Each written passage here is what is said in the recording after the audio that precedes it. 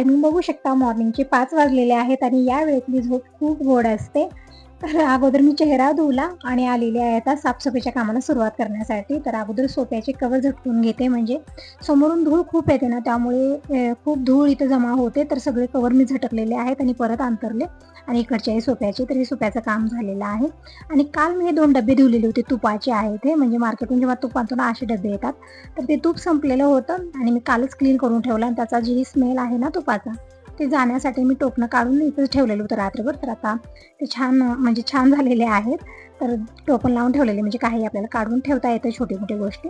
तर आता मी झाडू मारायला सुरुवात केलेली आहे. म्हणजे मॉर्निंगला कचरा असो किंवा नसो, फारसा झाडू हा पूर्ण घरात एक वेळा मारला जातो. मग त्यानंतर फरशी पुसून घेणार आहे. आणि आजचा वार सांगते, आजचा वार आहे बुधवार, तारीख आहे 26 फेब्रुवारी आणि आज आहे महाशिवरात्री. तर सर्वांना महाशिवरात्रीच्या खूप साऱ्या भरभरून शुभेच्छा. ज्या दिवशी सणवार असतं, व्रत वैकल्य असतं, त्या दिवशी मात्र मॉर्निंगला पूर्ण घरची साफसफाई होते लवकर. तरी पण बघा, मला 4-4:30 वाजताच उठायचं होतं, पण झालं नाही. झोप त्यावेळेत म्हणजे खूप झोप येत होती. मला अलार्म वाजला तरी पण मी उठलेली नाही. म्हणजे असं म्हणलं जातं की पहाटेची झोप खूप गोड असते. तरी पण उठलं लवकर तर आपली कामं लवकर आवरतात, नाहीतरी खूप धावपळ होते नंतर. तर असं आता उठलेले आहे 5 वाजता आणि 5:30 वाजता सुरुवात झालेली आहे सगळ्या कामांना.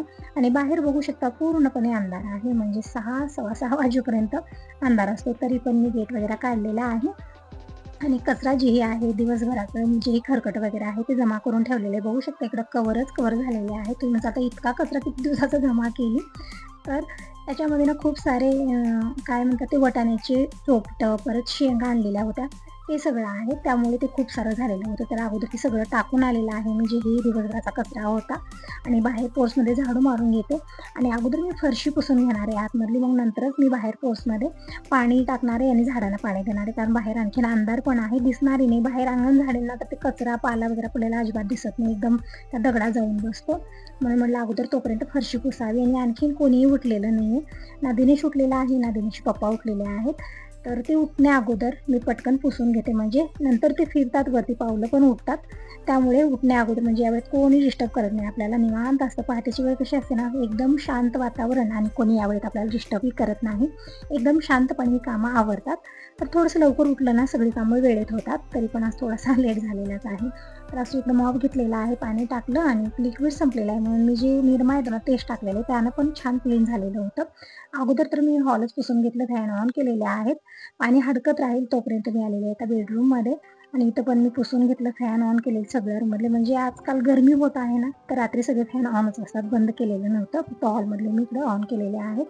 तर झालेलं आहे बेडरूम पण आणि किचन पण पुसून झालेलं आहे. आणि दिनेशला उठवते अगोदर मी, आणि तिकडची रूम पण मला पुसायच्या नंतर होत नाही, कारण ज्या दिवशी सणवार व्रत वैकल्य आहे त्या दिवशी मॉर्निंगला साफसफाई झाली तर ठीक आहे. एक वेळा अंघोळ झाली की म्हणजे सगळी काम करायला नको वाटतं, थोडंसं उलटं वाटतं ना.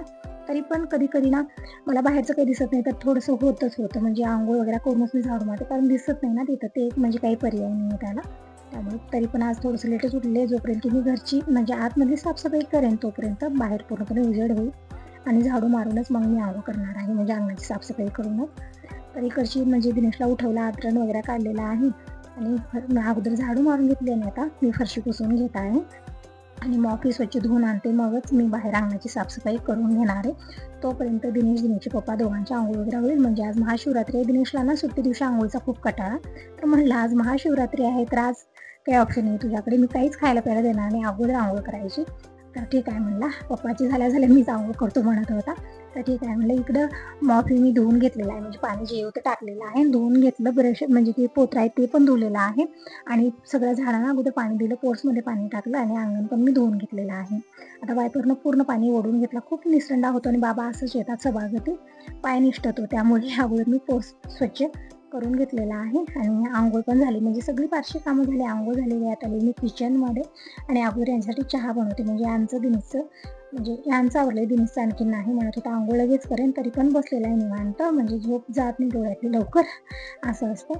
तर इकडं अगोदर मी चहा गरम नाही, दूध गरम केलं आणि इकडे चहा पावडर आणि साखर टाकलेली आहे. म्हणजे कालचं दूध असताना खराब झालं तर मग आपण अगोदर चहा पावडर साखर टाकली तर सगळं फेकून द्यावं लागतं. मी दूध गरम करते, मग नंतर ज्यामध्ये साखर चहा पावडर टाकलेली आहे, आलं टाकलेलं आहे. तर चहा उकळत आहे तोपर्यंत त्यांना पाणी दिलेलं आहे. म्हणजे आज उपवासाचा दिवस, एकादश उद्या पण गुरुवार, म्हणजे एक वेळा असं होतं ना की 2-2 दिवसाचे उपवास येतात. माझ्यासाठी ठीक आहे, आपलं काय घरामध्ये असतो. पण यांचं थोडंसं असं असतं ना की दिवसभर ऊन एक, उन्हामध्ये ती कामं एक अवघड सवघड, तर 2-2 दिवसाचा उपवास त्यांना होत नाही, ही एक परेशानी आहे. तर चहा पिऊन झाले गेलेले. दिनेश बसलेला आहे निवांत. म्हणलं अगोदर अंघोळ कर. तर हो मम्मी चालू आहे त्याचं. म्हणजे सुट्टी दिवशी असंच असतं, नाही तर रोज कसं सांगावं लागत नाही. पटकन अंघोळ करून आपलं रेडी होतो आणि कॉलेजला जातो. पण आज सुट्टी आहे त्यामुळे अमक चालू आहे त्याचं. तर आलेले मी बाहेर आणि केस वगैरे झंपून घेतले आणि फुलं घेऊन आलेले. मी दासवाली फुलं ठेवत नाहीत कोणीही मॉर्निंगला.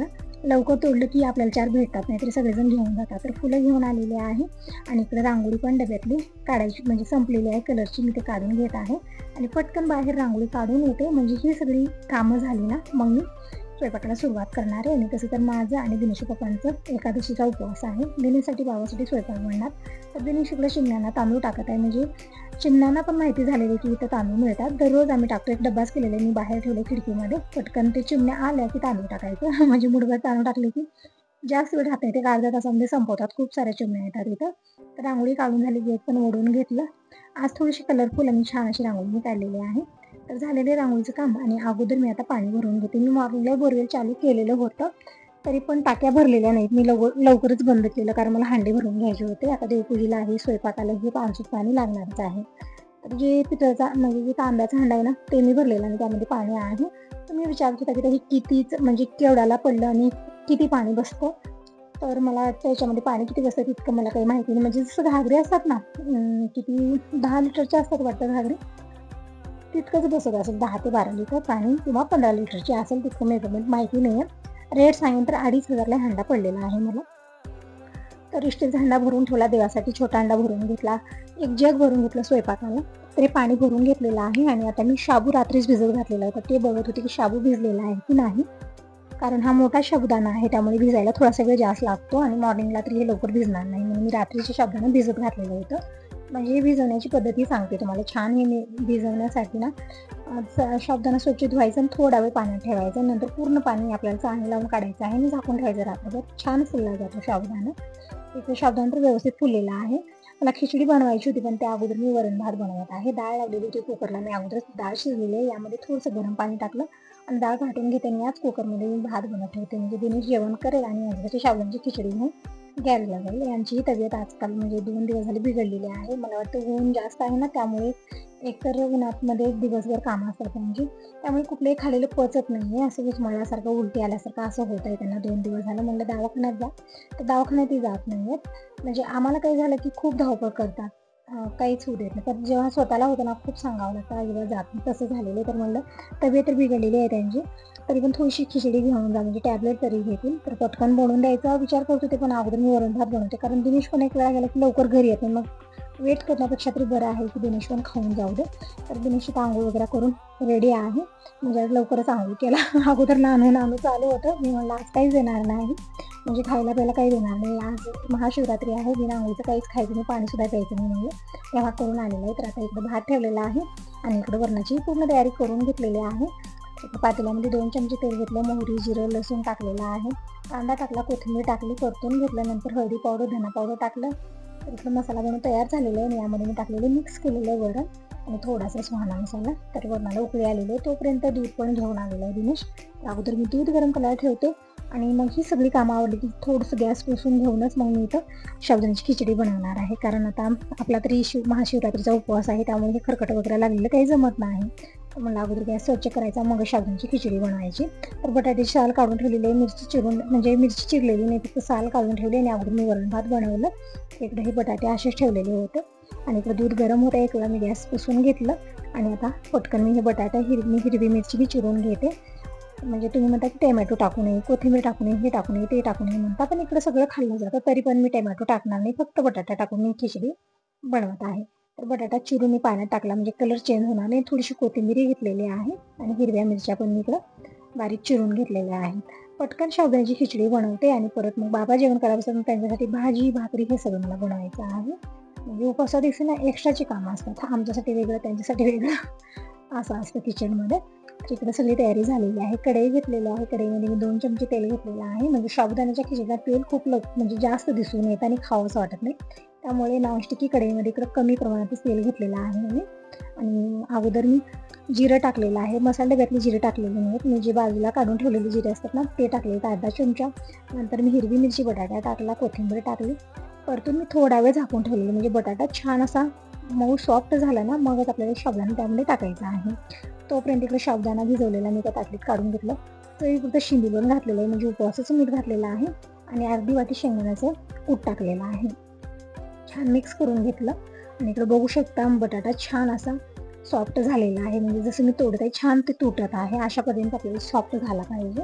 आणि आता टाकल्यामध्ये साबुदाण्यावरून थोडीशी कोथिंबीर टाकलेली आहे.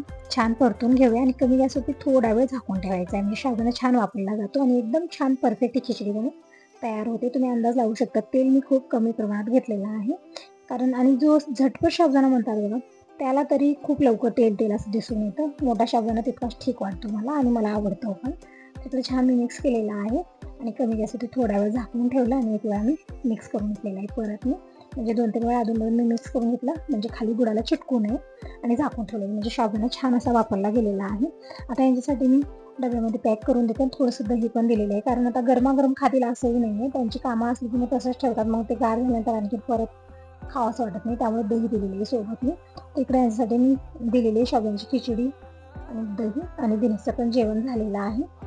बाबा पण आलेले, तर म्हणलं अगोदर आंघोळ करा आणि बाबा जोपर्यंत आंघोळ करत आहे तोपर्यंत मी स्वयंपाक बनवून घेते. आणि फुलं पण घेऊन आलेली आहे, म्हणजे आज महाशिवरात्री महादेवाच्या आवडीची फुलं म्हणजे रुचकीचं फुल आणलेलं आहे. आणखीन जंगली फुलंच महादेवाला आवडतात, म्हणजे जसं धोत्र्याचं फूल आणि ते निळं फूल काय म्हणतात त्याला, गोकर्णाचं फूल, अशी फुलं, बेलपत्र. तर बघूया आता काय काय भेटतं. म्हणजे मी इथं जे होतं ती घेऊन आलेली आहे. स्वास्तिकची फुलं, परत रुचकीचं फूल, पान, हे सगळं आणलेलं आहे. आणि अगोदर मी रोजची देवपूजा करून घेते आणि मगच मी महादेव भगवानचा अभिषेक करणार आहे. म्हणजे इकडं आमच्या शेजारी सगळी वाण्याची घरं आहेत. मग त्याने लिंग ओवाळतात. मी बघितलेले भरपूर वेळा लिंग ओवाळतात आणि इव्हनिंगलाच त्यांची पूजा होते. पण आपलं कसं आहे, महाशिवरात्री म्हणल्यानं आपलं मॉर्निंगला सुरू होतं पूजा वगैरे, जेही करायचं आहे, महादेव भगवानचा अभिषेक वगैरे. तर अगोदर बाबांना मी जेवायला वाढलेलं आहे. वरण, भात, भाजी, जवसाची चटणी, भाकर झालेले आहे. गॅस पण संपलेला होता, तर दिनेश गॅस भरून आणण्यासाठी गेलेला होता, आणलेला आहे. आणि म्हणलं अगोदर लावून बघू. एक वेळा टाकी अशी येते की ती बसतच नाही, रेग्युलेटरला म्हणजे व्यवस्थित बसत नाही आहे. अगोदर लावून बघत आहे. तोपर्यंत मी देवांना स्नान घातलेलं आहे, देवपाटात विराजमान केलं आणि हे देवपाट मी काढून ठेवलेलं होतं. पण ठेवून तरी काय करायचं, की कुणाच यूजमध्ये ते ना इकडं तिकडं पडत आहे. म्हणून म्हणलं परत मी इकडे देवाला आणून ठेवलेलं स्टीलचं आणि त्यामध्येच मी देवांना स्नान घालून विराजमान केलेलं आहे. आणि विठ्ठल रुक्मिणीची मूर्ती, त्यांना पण मी स्नान घातलेलं आहे. महादेवाची पिंडी, नंदी भगवान स्नान घातलेलं आहे, पूजन केलेलं आहे. म्हणजे गंध फुलं वाहिलेले आहेत, पूजन झालेलं आहे. दीप प्रज्वलित केला, धूप लावलेले आहे आणि तुळशी पूजन, उंबरा पूजन झालेलं आहे. तरी पूजेचं काम कंप्लीट झालेलं आहे. आता मी करत आहे महादेवाच्या पिंडीचा अभिषेक. तर इकडे मी अगोदर तीर्थ बनवून घेत आहे. तर दूध घेतलेले, दही घेतलेले, साखर टाकलेले, मोहळाचं मध, तूप, या 5 वस्तू घेतलेल्या आहेत. आणि इकडे एक पाट ठेवलेला आहे. आणि इथं जी टोपला दिसत आहे ना, यामध्ये सगळ्या पूजेच्या वस्तू ठेवलेल्या आहेत. म्हणजे जी आपली पूजेची सामग्री इकडे तिकडे ठेवलं तर शोधावं लागतं. तर एक टोपलं केलेलं आहे आणि यामध्ये सगळे मी डबे पॅक करून ठेवलेले आहेत. म्हणजे जी पूजेची सामग्री आहे त्यामध्ये व्यवस्थित ठेवतो, म्हणजे व्यवस्थित राहते आणि जेव्हाही पाहिजे इकडे तिकडे शोधण्याची गरज नाही, सगळं एकत्र भेटून जातं. तिकडे पाट ठेवलेलं, पाटावरती एक नवीन कपडा मी अंतरलेला आहे आणि एक ताट ठेवलेले आहे मी. आणि ताटलीमध्ये मी महादेवाची पिंडी ठेवलेली आहे. तीर्थाने आणि पाण्याने अभिषेक केलेला आहे. आणि आता चंदन लावून घेऊ. तर इथं मी पिवळं चंदन घेतलेलं आहे, विभी पण घेऊ शकता. आणि इकडं विभी म्हणजे असं 3 पट्टे लावलेले आहेत आणि पिंडीचं अशा पद्धतीने पूजन केलेलं आहे. महादेव पार्वतीचे फोटो ठेवलेले आहे, त्याची पण पूजा केलेली आहे. महादेवाच्या पिंडीला मी अगोदर इकडं जानवं घातलेलं आहे आणि रुचकीचं फूल, म्हणजे जे फुलं तुम्हाला भेटतात ते व्हायचे, फक्त लाल फूल तितकं व्हायचं नाही आहे महादेवाला. पण जी जंगली फुलं असतात ना ते अतिप्रिय आहेत. बेलपत्र पाहिजे, पण मला बेलपत्र भेटलेलं नाही आहे. फक्त मी रुचकीचं फूल, पान आणि स्वास्तिकची फुलं अशी वाहिलेली आहेत. तुपाचा तिथं प्रज्वलित केलेला आहे, धूप लावलेले आहे. तर अशा पद्धतीनं मी महादेव भगवानचं पूजन केलेलं आहे. आणि इकडं आरतीचं ताट पण मी तयार करून घेतलेलं आहे. रांगोळी काढलेली आहे, म्हणजे समोर घाल्यानंतर एकदम पायदळीत होते, म्हणून मी पाटावरती छोटीशी इकडं रांगोळी म्हणजे स्वास्तिक काढलेलं आहे. आणि अशा पद्धतीने आता आरती करून घेऊ. तर महादेव भगवानची आरती झालेली आहे. घंटी वाजून देवाची मनोभावे दर्शन करून घेतलं ओम नमः शिवायचा जप करत. तर झालेल्या अशा पद्धतीने महाशिवरात्रीचं पूजन आणि रोजची देवपूजा